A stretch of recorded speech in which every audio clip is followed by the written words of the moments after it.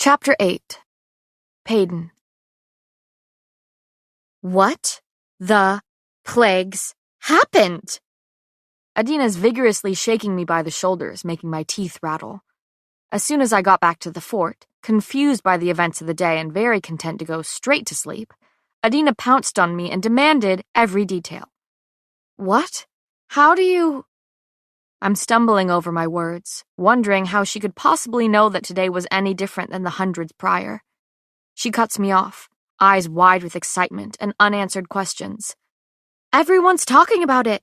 The whole market is buzzing about the silver-haired girl who fought off a silencer. I stare at her, dumbfounded. She barrels on, her words fast and breathless. And the prince? She all but squeals. You saved the prince? Well, he doesn't seem to want to admit it, but yes, I saved the prince's ass. This time she does squeal. But only after I stole from him. Her mouth flies open. It's so dramatic that I can't help but laugh. You what? In my defense, I say, hands raised in innocence. I didn't know it was him. Pay the prince. Concern clouds her gaze, and she blinks about a dozen times before saying, He's a wielder. Could he sense you didn't have a power? I cut in before any more color can drain from her face, quickly explaining the events of the last half hour. Adina's eyes are wide, her curly bangs clinging to her lashes as I fill her in on everything from robbing the prince to fighting the silencer. After she learned of the lie I'd spun for the future enforcer, we talked quietly until the shadowy alley was swallowed in darkness. Okay, but is he really as handsome as everyone says he is? I give her a flat look that I doubt she can see but know she can sense. That is the question you're dying to ask after everything we just talked about? That wasn't an answer, she sing-songs. I lie down on the rough carpets, stifling my groan with a scratchy blanket. Choosing to keep my mouth shut gives Adina all the answers she needs. She squeals, and this time I stifle her with a blanket. Dawn creeps over the rooftops, and I mimic it from below and tiptoe along the streets. Blending into the utter chaos that ensues every morning on loot, it normally isn't hard for me to slip around unnoticed, while slipping watches from shoppers' wrists or coins from unguarded pockets. But not today. Today, I'm not invisible. A thief's worst nightmare. Eyes, dozens of them, all pinned on me as I pass. I hear them whisper to one another, pointing and gawking. A few begin clapping as I walk down the aisle of merchant carts, staring at me in awe. There are dozens of familiar faces in the crowd, having grown up surrounded and surviving by the same people. Friend is too strong a word for anyone who isn't Adina, but I've been building my reputation as a psychic for years, earning respect and witnesses to my abilities. The crowd seems to part for me, leaving a wall of people watching on either side. The Silver Savior, I hear a man whisper before others echo his words. I stop, almost stumbling when my feet seem to stall. There, once blocked from my sight by crumbling shops, hangs another banner, now in clear view. The people of Ilya have chosen. Introducing your contestants for the 6th ever purging trials. Kai Azer, Andrea Voss, Jax Shields, Blair Archer, Ace Elway, Braxton Hale, Hera Colt, Sadie Knox. My eyes scroll down the list of names quickly, and then my heart skips a beat. Maybe a dozen. Because the final name, scrolled in large letters for all to see, is far too familiar. Payden Gray. Chapter 9. Kai. Blood seeps through my shirt. Some of it mine, though most of it belongs to the silencer, which is what I still have to call him since the bastard refuses to even give up something as insignificant as his name, even despite how persuasive my actions can be. In short, I've been torturing the man for hours. I've made zero progress, and my small amount of patience is now non-existent. I'm annoyingly amazed at how much torture this man can tolerate. Although, I suppose that pain becomes a familiar thing when you are continually inflicting it upon others. You become numb to it. The silencer and I are starting to sound very, very similar. The dungeons below the castle are dark, dirty, and riddled with death, so at odds with the light, lush castle above. Cells line the walls, some filled with prisoners, others filled with the remains of previous ones. The mute lining each of these cells is the only reason I'm still standing before the prisoner, inflicting my own kind of unimaginable pain upon him. Since the material was created with the help of silencers before the purging, it's become extremely rare, forcing the king to hoard it. The scholars used transfers with their ability to place power into objects, putting the silencer's smothering strength within materials. Over the decades, this limited supply of mute has been used to craft cells, cuffs, and shields around the stands within the bowl arena. Other than the mute cell, I'm also accompanied by my father's loyal silencer. Because, ironic as it is, silencers can silence each other, assuming one of them is stronger. So, I work while the solemn silencer stands by, and the one at my feet screams. Without the protection that the mute and silencer offer, I'd likely be rolling on the floor in agony. Again, I can't stop replaying the scene in my mind, remembering the pain splitting my skull, the utter helplessness as I lay there, completely at the mercy of a mere man. But then she showed up. Payton. A mundane, a psychic, a fighter, a thief. And yet, the only one willing to help for whatever reason. The only one able to help. Or so she says. Although I'm skeptical, her demonstration was impressive. She shouldn't have known about the scorches, the banishment, the fight, any of it. And seeing that I don't know a single thing about psychics, nor have I ever encountered one, I can't exactly prove her wrong. There are dozens of powers I have yet to witness, considering that my training consisted of mostly offensive abilities. Father made sure I never wasted my time, stooped so low as to learn the powers of lesser elites. But even in my haze of pain, the glimpses I caught of her fighting were captivating. She was captivating. Yes, she was skilled, but what intrigued me most was how much emotion she channeled into each blow. The passion packed into each punch, the rage rolling off her. I take one last look at the bloodied, slumped man in the corner of his cell before turning to my father's silencer.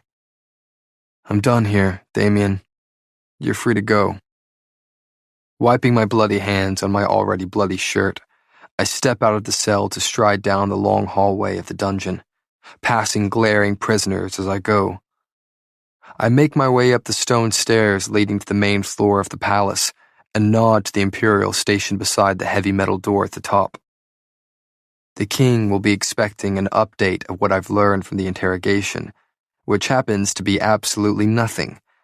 I steel myself with the unpleasant conversation we're about to have. Far too soon, my feet find the worn rug that covers the floor of his study, a victim of being paced and trampled on for years. My eyes roam over the large desk and cushioned chairs before settling on the two individuals sitting near the stone fireplace. Relief washes over me at the sight of my brother. His blonde hair is messy, like he's been running his hand through it for hours, mirroring Father's ragged look.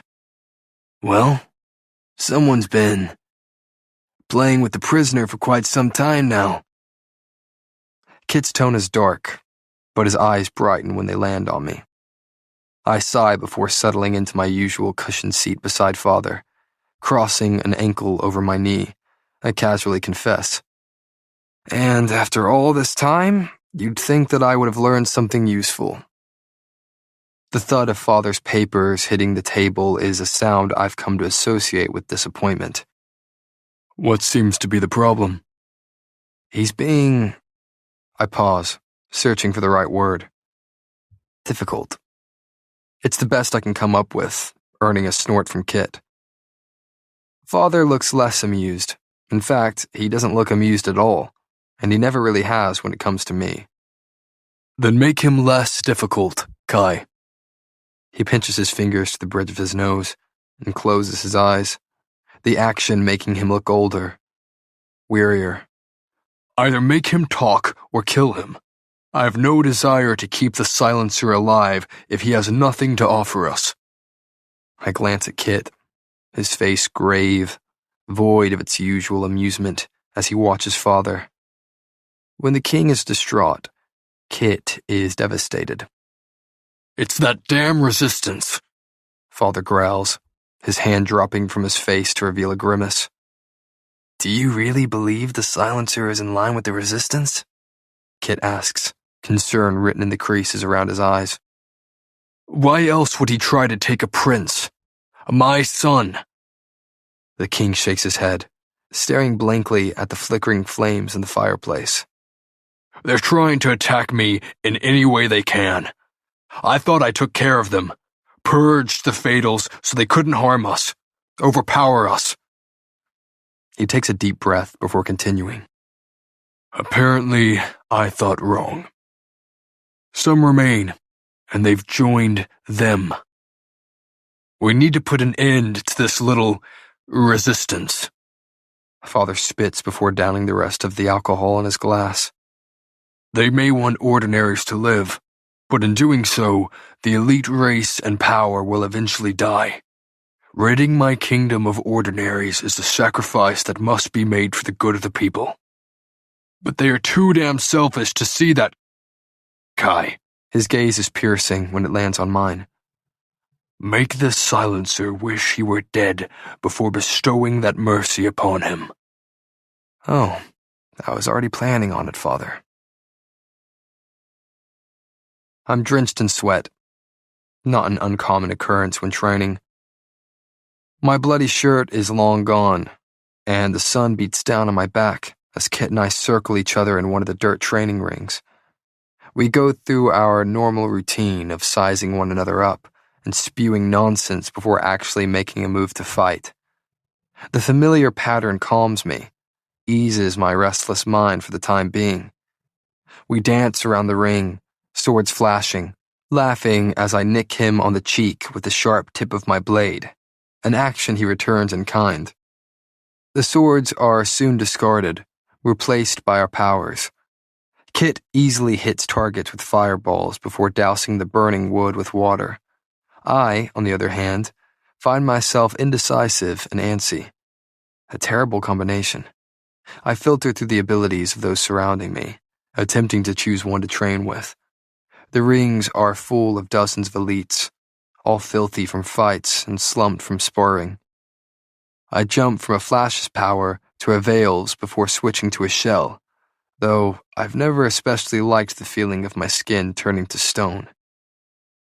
I can't seem to focus, and that only frustrates me more. I hear the whoosh from behind before feeling the familiar wave of heat that radiates towards my back. I drop to the ground, barely avoiding a stream of fire that would have singed off my hair. What has you so distracted? I turn to see Kit grinning crookedly at me. Hey, I almost got you there. Wouldn't be so pretty with that mop of hair singed off your head, now would you? I can't decide if I want to laugh with him or wring his neck, a common predicament I find myself in. I guess beating you in the ring today was too easy. Now I'm bored. I shrug and grab some throwing knives from a weapons rack before beginning to pelt them at a tree a few yards away. Kit hums. Even with my back to him, I can hear the smile in his voice when he says, Can't stop thinking about the girl who saved your life, huh? By way of politely answering, I spin and throw a knife at my brother. It just barely skims past the side of his head, sinking into a target far behind him with a thud. He blinks at me. Touchy subject, I take it. I pushed past him and ripped the blade from the wood. Now, what would give you that impression? I shrugged casually. She clearly wants nothing to do with me. I like a challenge. And besides, I add, clearing the thought from my head, it's not like I'm ever going to see her again. Kit's response is quickly drowned out by the sound of our names being yelled across the yard. We turn in unison, watching as a lanky boy bounds towards us. I see the flash of a white smile against dark skin before he disappears, simply winking out of existence. Before I even have time to blink, he's standing right before us with a goofy grin splitting his face. I curse under my breath. If you pop up like that again, I'll make good on that threat to stake you to the ground. What our brother means to say, Kit cuts me with an amused look, is, "Hi, Jax. How are you?" The boy before me is only 15 and growing like a weed. He's gangly, clearly still trying to figure out how to work his long limbs. I don't know when he suddenly started growing up, and quite frankly, I don't like it. The small boy who lost his parents in a shipwreck is now the tall young man we've adopted as the little brother we never asked for. But after all these years, Jax hasn't just grown in height. He's grown on us. "I'm good, Kit. How nice of you to ask." That crooked grin only grows when he looks at me, brown eyes blinking innocently. I hook an arm around his neck and pull him against my chest to scrub a fist over his short hair. He sputters, trying to shove away from me while I ask, "Aren't you going to ask how I'm doing, Jay?" When I finally release him, he turns to face me, rubbing his head with a grin. "My bad. How are you doing today, Kai?" He says this all with mock sincerity, and I can't help but smile. Kit cuts me off before I can tease him further. "He's in a mood." He sighs before dropping his voice to murmur, "Careful, Jax. He's been playing with the knives again." I brush past them to pick up said throwing knives, needing to do something with my hands. I am not, I spin and throw a blade into a target. In a mood. Jax leans into Kit's shoulder, whispering, "That's what he always says when he's in a mood." "Excellent point, Jay." "Plagues," I mutter. "The two of you together is unbearable."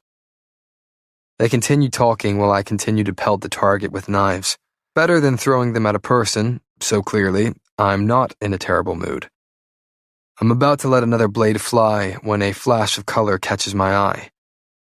I hadn't even noticed Blair was training on the other end of the courtyard, but there she is, lilac hair, blowing in the wind while she spars the Sadie. Well, a dozen Sadies, seeing that she's a cloner. They circle each other before Blair is suddenly surrounded by a barricade of bodies, all tall and chestnut-haired. It's chaos. Blair tosses a copy of Sadie through the air with her mind, only for another one to jump on her back, trying to bring her to the ground. It's almost comical to watch, except that I know firsthand how deadly their powers can be, know what it's like to possess them. I look over to Jax and Kit, their eyes pinned on the fight as I move to stand in line with them. Before long, Blair is strutting between the rings with Sadie following behind. Blair's pale skin is in complete contrast to Sadie's dark complexion, opposites of each other in every way. Despite the two of them having grown up together, they couldn't be more different. Since Sadie's father is an advisor to the king, her family lives with the other nobility that are deemed important enough to reside in that designated wing of the castle. They stop in front of us, Blair tipping her head as she says, "Boys?" Kit slings an arm around Jax's shoulders before nodding at each of the girls. Sadie offers us a small smile, genuine but reserved in the way she's always been. "I wanted to congratulate you two on making it to the trials." Right. They announced the contestants today. It's no surprise that I'm in the trials. The kingdom and I have been aware of my fate since I was a young boy. The future enforcer must prove himself, and the trials forced me to do just that. My next mission is to win the competition, and if I don't, I freeze. Sadie's words finally sinking in. I wanted to congratulate you too. I throw a confused glance at Kit, certain this must be some sort of mistake. The trials have always been my fate, not his. The future king rarely stepped outside the castle walls, let alone into a bloody arena where death could claim him. Father would never risk the life of his heir like that, but he certainly has no problem risking me and my reputation. Yes, at least two of the brothers will get to be together, Blair says with a smirk, her eyes flicking from me to... No, not him. What? His voice is filled with awe, his brown eyes wide with wonder. Jax. He looks between Kit and I, a smile spreading across his face. I did it? I'm in the trials? He's practically jumping off the ground in excitement, resisting the urge to blink around the rings out of excitement. I meet Kit's gaze, and his knowing frown matches my own.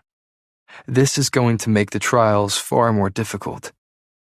Now, I'll not only be protecting myself, but also a little brother who nearly faints at the sight of blood. But we say nothing to discourage Jax, pasting on smiles to replace the frowns pooling at our faces. Competing in the trials is a high honor that only a few are granted, and Jax deserves to celebrate despite our sudden stress over the situation. Well, it looks like we're all rivals now, Blair says with a smirk, letting her words sink in. Not a very sly way to inform us that both herself and Sadie will also be competing. We all stare at each other, Sadie silent and Blair smirking. Kit clears his throat, cutting into the conversation. Do you know who else is competing? Sadie nods, pulling a crinkled flyer from one of her pockets. Kit skims the names quickly before sighing. Yep, there are only 3 names I don't recognize. Must be defensive or mundanes from the city. He hands me the flyer, and I quickly scan the list. My eyes snag on a particular arrangement of letters before my breath snags in my throat. There, at the bottom of the list, lies a name I've thought of far more than I care to admit. It's her. Chapter 10. Payton. I might have stood there for hours, gawking up at the banner displaying my name in giant letters, if not for the mass of people gawking at me. They chose me. Or, in other words, they chose me to die. And all because I saved that prick of a prince. A tap on my shoulder shakes me from my stupor. I stiffen at the sudden smell of starch and heave a sigh before turning slowly to face the Imperial. He's young. My eyes flick between his messy red hair and brown eyes boring into mine, completely unbothered by my obvious disdain for his kind. He offers me a small, shy smile. Unsettling. In all my years, I have never met a kind Imperial, and I doubt he is the exception. You're Payton Gray, correct? He gestures to the sign above us with a wave of his hand. Who wants to know? I blurt. He rubs the back of his neck. The king? I'm here to escort you to the palace where you'll be staying until the trials are over. The unspoken words hang in the air between us. Or until you die. Now? Right now? I hate how high and breathless my voice sounds, but I can't stop the panic rising up my throat. But the trials don't begin for another 2 weeks. He almost looks apologetic, and I hate it.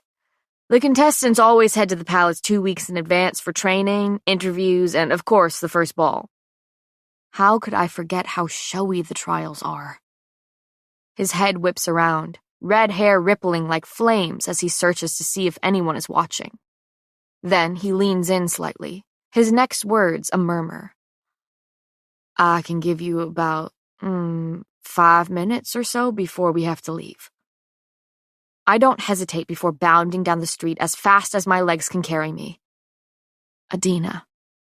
I skid to a stop in front of our little alley and swallow the lump in my throat at the sight of her tucked behind the fort, humming while she sews. I take it all in as I stride towards her. Every piece of garbage we scavenge together to keep us warm at night. Every scrap of clothing piled beside her as she works. Every curly piece of hair escaping the messy bun at the nape of her neck. Her dark brows furrowed over hazel eyes in concentration. Will I ever see her again? I try to push the thought from my head as I sink to the ground and pull her into a crushing hug. She gasps in surprise before quickly discarding her work and squeezing me tight. Happy to see you, too. She laughs into my hair and pulls away, concerned by my sudden show of affection. I think this time of year can feel quite isolating. The days get shorter, the weather's colder, and everything just feels a little heavier. There's also this pressure that we're all supposed to be happy and full of joy around the winter season, but what happens if you're not? It can feel like you're the only one experiencing that loneliness or grief, and it's easy. You too! She laughs into my hair and pulls away, concerned by my sudden show of affection. Are you okay?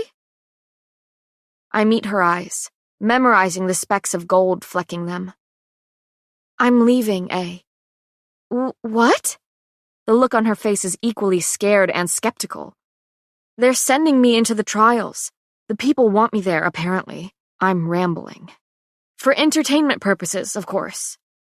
I offer her a weak smile, but nothing can stop the look of horror from spreading across her face. She brings a soft brown hand to her mouth as she breathes, "Oh, Pay." She trails off, not knowing what to say, what to do. But you don't have an ability. It's gonna be all right, I say, trying to convince her as well as myself. Don't you dare say you'll be fine.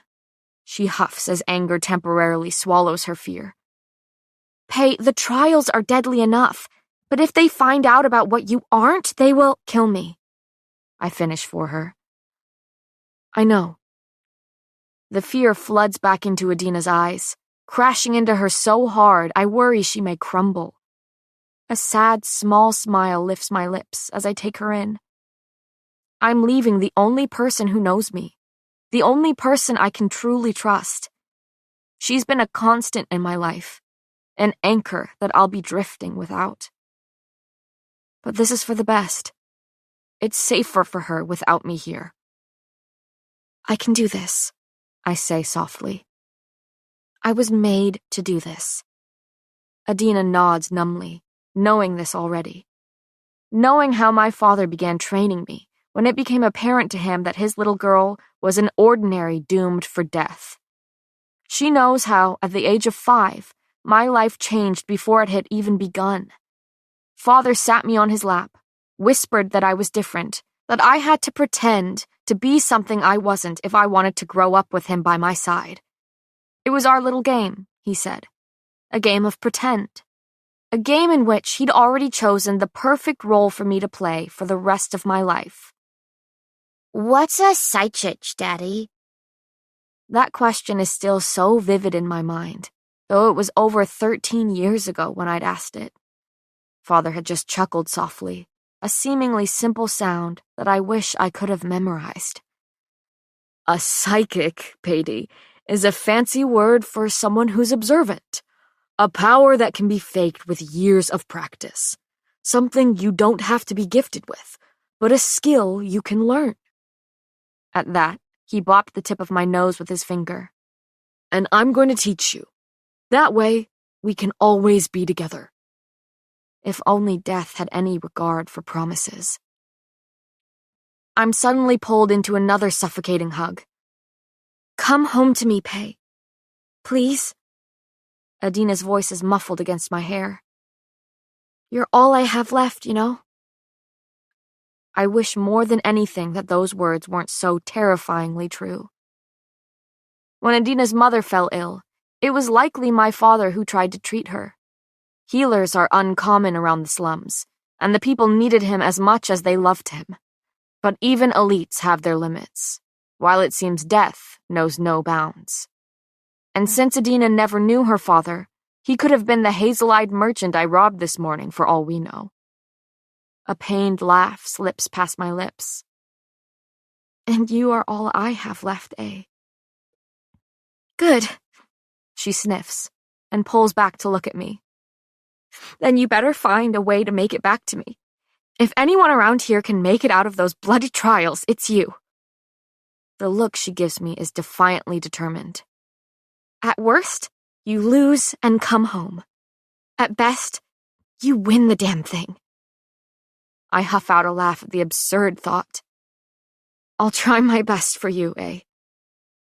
After swallowing the lump in my throat, I add, I'll visit you. I promise. I'll find a way. Walk if I have to. She smiles, giving me one final hug before waving as I head down the alley. Standing to her feet behind the fort, she shouts, This is not a goodbye. Only a good way to say bye until I see you next. It's the same cheesy line she's said for years, and yet this is the first time it sounded like a goodbye. You're my favorite, eh? I call back to her, voice breaking without my permission. And you are mine, Pei. Smiling, I finally tear my eyes from her and begin hurrying down Loot, considering running away from the Imperial, the trials, everything. But the reckless thought is gone as quickly as my feet are pounding against the cobblestone. I'll be hunted down and killed if I run. At least with going to the trials, I have a fighting chance at survival. Sort of. Panting, I make it back to the Imperial, who is now joined by a small girl, assessing me timidly. Ready to go? He says, looking between the two of us. I humor him by nodding, despite having no choice in the matter. We head down Loot in silence, passing crowds of people as we walk, all clapping and shouting their congratulations at us. As we near the end of the long street, I see a dark coach awaiting, paired with an Imperial sitting atop the driver's bench, with his white uniform nearly blinding in the sun. Our red-headed Imperial opens the door for us, before he too joins the guard on the bench. The girl scrambles in and I follow, peeking my head out the door for one last look at Loot Alley, before the coach seals me inside, separating me from my former life. Cushioned black seats await us, and I'm almost too busy admiring the fanciest thing I've ever seen to notice the boy sitting across from us. His brown hair is neatly styled on his head, just above his dark green eyes that are currently pinned on me. By the condition of his clothing, I can tell he comes from a nicer area of the slums, and likely falls into the defensive tier of elites.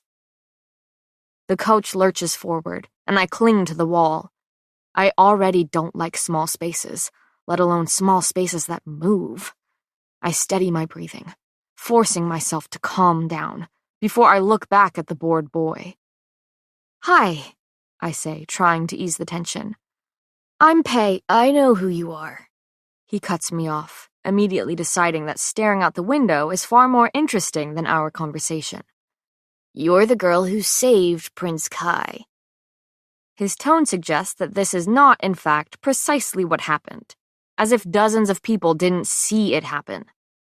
I open my mouth, allowing words to spew out before I can think better of them. Correct.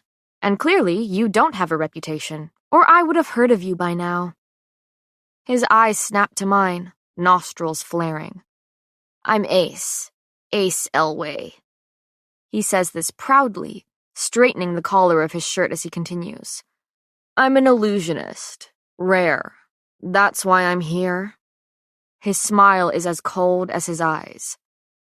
And I'm going to need those 20,000 shillings to finally get me out of these slums.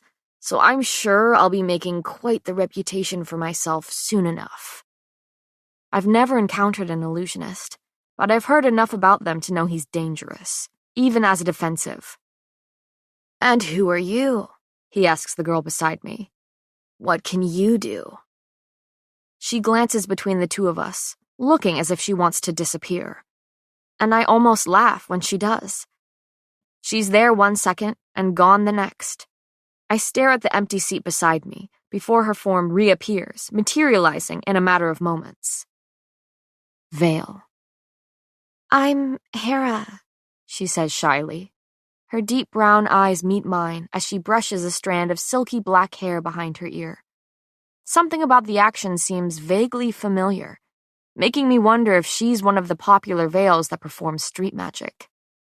I'm Peyton, I say over the rumbling of the coach, rolling over uneven cobblestones. What's your power? She asks curiously. Psychic, I shrug casually. I mostly sense strong emotions that give me flashes of information. It's not much, but it's all I've got. Liar. You haven't got anything. Really? Her eyes go wide, probably shocked that someone with such a weak mundane ability could make it into the trials, let alone defeat a silencer. It's an uncontrollable mental ability, and the only reason the silencer wasn't able to get into my head when I saved Prince Kai. I toss a pointed look at Ace. I guess that's why people want me in these trials at all. Ace the ass snorts. They only want you in the purging trials to watch you die, mundane. I stare at him, and after a long moment, a small smile tugs at my lips. Oh, most definitely. But at least they'll be watching me at all. Chapter 11. Peyton. Silence is the only sound for the remainder of the ride, leaving the window beside me to be my only source of entertainment. We pass dozens of streets crowded with smiling strangers, all waving and gawking. Some cheer and run next to the coach as we pass, trying to get a glimpse of us before we roll away to our dooms. As we get closer to the palace, the houses grow larger, finer, and the streets are no longer riddled with homeless shuffling about. I spot the tips of the daunting towers before the whole daunting palace comes into view below them. It's huge. Even with its gray stone and cold exterior, it's breathtaking. Grassy hills and vibrant gardens filled with brightly colored flowers I didn't even know existed surround the castle walls, softening the intimidating structure. I hear the clopping of hooves hammering against smooth stone as we head into a courtyard, passing a large fountain residing in the center, with white statues scattered around its perimeter. When the coach finally slows to a stop, I peek through the window to see a large stone staircase leading into the palace, surrounded by beds of flowers. The Imperials hop from their cushioned perch and open the doors to the coach, allowing warm sunlight to pour into our small compartment.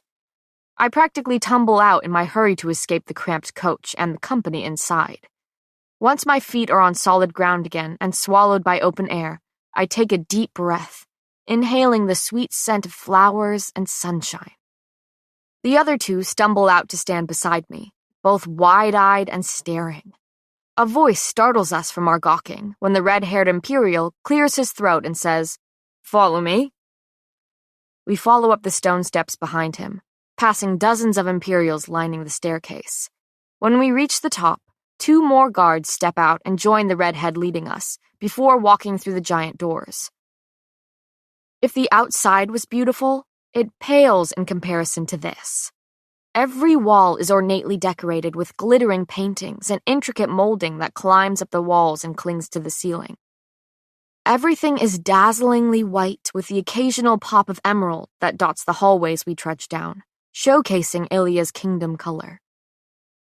I'm too mesmerized by the sheer size and beauty of this place to even realize that the redhead is speaking to the 3 of us. Rooms are this way, in the east wing of the palace. He gestures to the many hallways that I'm assuming are filled with equally embellished rooms. He suddenly spins on his heel to turn and face us, forcing me to skid to a stop before I nearly crash into his chest. The next 2 weeks will consist of training, meeting the other contestants, interviews, and the first ball. And every week between each trial, we'll follow the same routine. An Imperial will be assigned to you for the remainder of your stay here, and they will escort you to and from anywhere you need to be until you are acquainted with the castle. One of the Imperials standing behind us moves beside Hera, while the other takes his place next to Ace. Well, the young Imperial claps his hands in front of him with a sigh. We will show you to your rooms and let you get situated. When Hera and Ace have rounded the corner at the end of the hall, I turn to my personal Imperial. So, you'll be keeping an eye on me then? Lucky me, he chuckles and turns, motioning for me to follow. I'm Lenny, by the way. I never thought I'd say this to an Imperial, but it's nice to meet you, Lenny. Clamping my mouth shut before anything else I shouldn't be saying spews out, I pick up my pace and try to catch up with his long strides. Yeah, well, I don't blame you. Most Imperials can be... He rubs the back of his neck, searching for the right word. Pigs? I mutter before I can think better of it. He cuts off his laugh with a quick clearing of his throat. Yeah, they have me do a lot of the talking around here. I guess I'm not as intimidating. I swiftly look him up and down, unable to help but agree. His messy red hair, combined with the explosion of freckles splattering out from under his mask, diminish any hope of looking threatening. He stops in front of a door near the end of a long hallway before pushing it open and gesturing inside. I bite my tongue to keep from gasping at the sight of the most beautiful room I've ever seen, filled with bookcases, a dainty vanity, a writing desk, and a bed. An enormous bed. After sleeping on jagged cobblestones for 5 years, the thought of getting to sleep on that is overwhelming. I blink in amazement as I finally take a step inside. The carpet is plush beneath my feet, and I spin to see a bathroom peeking out behind a door to the left. I stride towards it, fighting my smile when I see a pristine porcelain bathtub sitting atop golden legs. Hot, running water. An equally shiny toilet and sink sit on the white marble floor to complete the set. I slowly step out of the bathroom, still staring at the bedroom before me. Out of the corner of my eye, I can see Lenny watching me, amused by my awe. I hope you find your room to be satisfactory? Oh, it'll have to do, I suppose. I plop onto my bed as I say it, sarcasm dripping from the words. Well, I'll let you get comfortable, seeing that you'll be spending a lot of time in here, he says, turning to step out the door. What do you mean by that? He rubs his hand over the back of his neck with a sigh. You'll find out soon enough. Lenny was right to tell me to get comfortable. I've been trapped in this room for 2 days. It's become my personal gilded cage, locking me in with luxuries. The guards stationed outside my door don't deem me important enough to grumble more than a few words about following orders by keeping me confined to my room. So I've scoured every inch of the chamber, occupying myself by thumbing through books, soaking in hot baths, devouring delicious meals. And yet, I've never felt more anxious. The inside of my cheek is sore, the result of incessant biting in an attempt to calm my nerves. And despite sleeping in a soft bed for the first time in years, I'm restless. I haven't spoken to anyone since my first day here, haven't even been told what the hell is going on. I've been left to pace the padded floor, worrying over who my opponents are and what they can do. Mind games. That's what this is. The king likely finds this comical, loves the idea of us anxious, restless, and trapped in our rooms until he says otherwise. This is meant to set us on edge, make us antsy. A knock at the door has me pausing my pacing. Lenny's head peeks around the doorframe, a sheepish grin on his face. So, how are you, Peyton? I blink at him. How am I? How am I? He creeps farther into the room, his next words slow. Okay, so I'm getting the feeling that you're not great. My laugh is bitter. You could say that. It's been 2 days.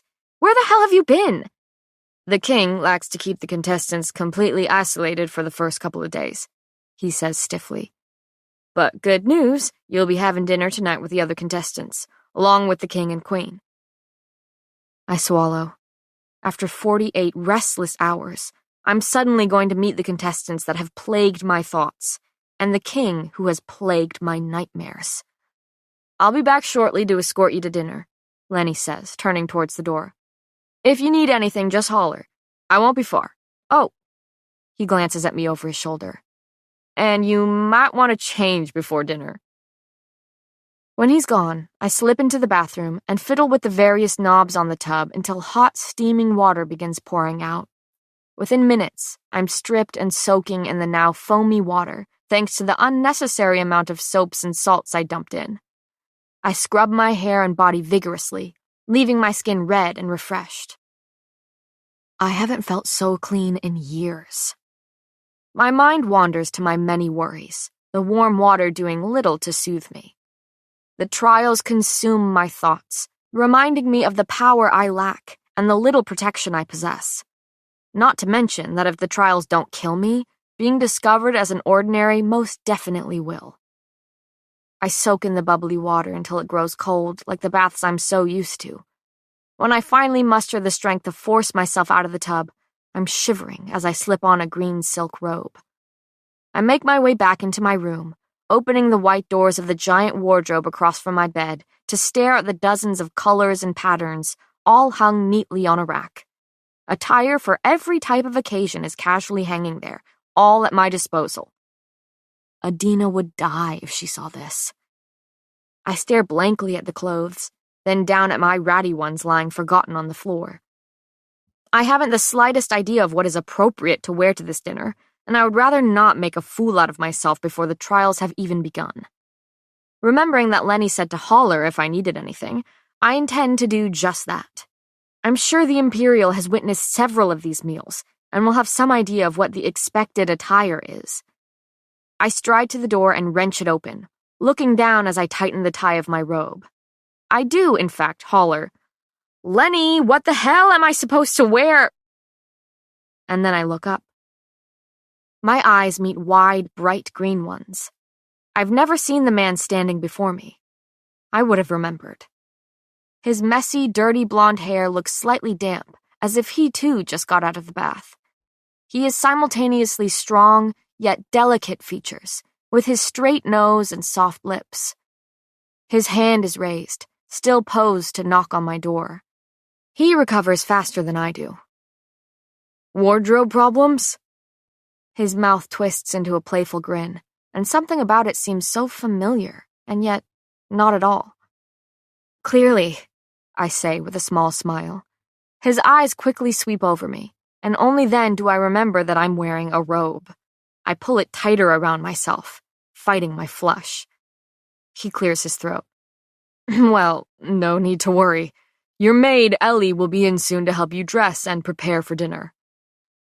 He speaks with the air of authority, as though he's used to giving orders.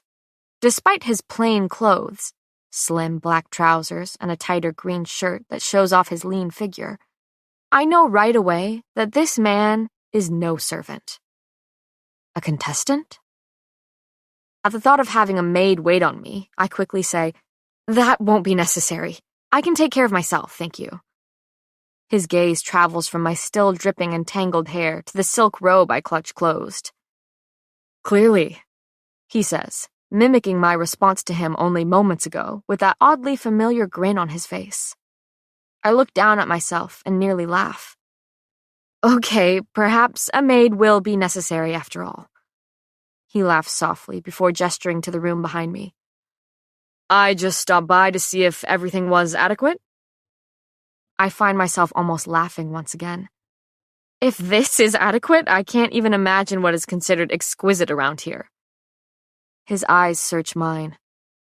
"Then remind me to show you the garden sometime." He offers me a nod. "I look forward to seeing you at dinner, Peyton." I blink at him. "Strange," I say slowly. "I don't remember telling you my name." "Oh, you didn't need to." That crooked grin is teasing his lips once again. "I make it my business to know all the pretty girls who saved my little brother." Plagues, I'm Kit, by the way. He flashes me a grin before turning to stride down the hallway, leaving me shocked and staring. Prince Kit. As in, future King of Ilia Kit. What is it with me running into royals? I had never seen the future king before, and I definitely never thought I'd meet him in a robe. He's the heir to the throne, the next ruler who is ready to follow in his vile father's footsteps. Between him and his brother, His brother. That's why his smile looked so familiar. I've seen a variation of it on the other prince's face, though Kit's was bright and boyish, while Kai's was cockier, colder. I watch as a small, dark-haired girl steps shyly up to my room with a timid smile tipping her lips. "Good evening, miss. I'll be your maid while you're here at the palace, and I'll assist you with anything you may need." Her voice is soft and delicate, but her rehearsed words are steady. "Please, call me Peyton." She looks at me warily, but I press on. "Plagues, a couple days ago I was sleeping in some garbage, so trust me when I say you shouldn't call me miss." She fights a laugh at that, nodding slowly in agreement. "Great," I sigh. "Now that's settled, can you help me figure out what it is I'm supposed to wear tonight?" She smiles shyly at me, looking relieved. "That, I think I can help with." We spend the next half hour filtering through outfits before settling on something relatively plain by the palace's standards, though it's still the nicest thing I've ever worn. With half the wardrobe emptied onto the floor, we've decided on a pair of shiny black leggings paired with a silky dark green blouse. It's relatively low with drooping sleeves I already know will be accidentally dipped in food. I slip a small dagger into the back band of my pants, and the flat blade against my back is cool and comforting.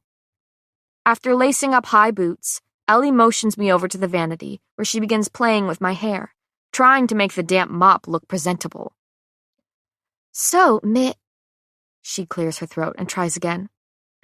"So, Peyton," she emphasizes my name with a small smile. "Do you have any idea what the trials will be like?" "Not a clue." I give her a pleading smile through the mirror. "I was hoping you would, though, seeing that I'm sure you overhear a lot in the palace." Her next words are a little more than a murmur. "All I know is that this year is supposed to be different." "Different?" I echo. "In what way?" She shrugs, fistfuls of my hair grasped in her hands. "I don't know. Just different somehow." I struggled to see how a trial could be different, seeing that each one is as bloody and brutal as the last. But the little information makes me feel even more unprepared for what is to come, and I try not to dwell on the unease curling in my gut. Ellie soon gives up on my hair with a huff, deciding to let it lie limply down my back. She then adds powder to my face, before smearing a bit of black onto my lashes. "There," she says, studying me. "No more looking like you slept in garbage." I snort. "Plagues, aren't you coming out of your shell?" She reddens before a knock on the door has her scurrying up to answer it. Lenny looks down at her and smiles, only causing her flush to deepen. "Ready to go, Peyton?" He drags his eyes from Ellie to meet mine. When I meet him in the hallway, we begin our walk down the intricately decorated halls. As we zigzag through the maze that is the castle, I try my best to make a mental map of the layout. One left, two rights, another left. We are soon back in the large entry hallway that stretches to the even larger doors we first entered through 2 days ago. Lenny leads me to another pair of floor-to-ceiling doors a little farther down the wide corridor as he murmurs, "The throne room. This is where you'll be having your meals with the other contestants." Before I have a chance to spout off questions, he nods to the guards standing nearby, silently ordering them to push open the looming door. At first, no one seems to notice me. They're all sitting around a long wooden table at the center of the marble floor, so at odds with the delicate beauty of the throne room. As for the elites surrounding it, they talk comfortably to one another, seeing that many of them likely grew up together. I take a deep breath and begin walking slowly towards the table. 8 pairs of eyes flick in my direction, looking me up and down as I make my way over to them. Of course, I'm the last one to show up. I pull out a chair at the end of the table next to Ace, reluctant to sit beside him, but relieved to be seated so everyone can stop staring. Except that they don't. I feel their gazes and look up, unable to stop words from tumbling out of my mouth. "So, what's for dinner?" I let out a sigh of relief when the girl sitting on the other side of Ace snorts and leans over the table to look at me. Her bob of wine-red hair shines in the late afternoon sunlight streaming through the window, competing with the shiny silver hoop in her nose. I keep asking the same question. Her honey eyes seem to glitter with mischief. I'm Andy. Peyton, I say, offering her a small smile. Well, if we're making introductions, a deep voice carries from the other end of the table. I'm Braxton. I look up to see a huge, dark-skinned boy tipping his head towards me. Brawny. I nod at him as a higher male voice calls out, I'm Jax. I look down the table at him, taking in his shy smile. Names are now being shouted across the table. Other than Hera and Ace, who came from the slums, it's obvious that everyone else is well acquainted. I'm Sadie. I turn towards the voice to see a girl with warm skin studying me. Her stare is assessing, curious. The girl beside her tips her chin up and clears her throat, drawing my attention her way. Blair, pleasure to meet you, Peyton.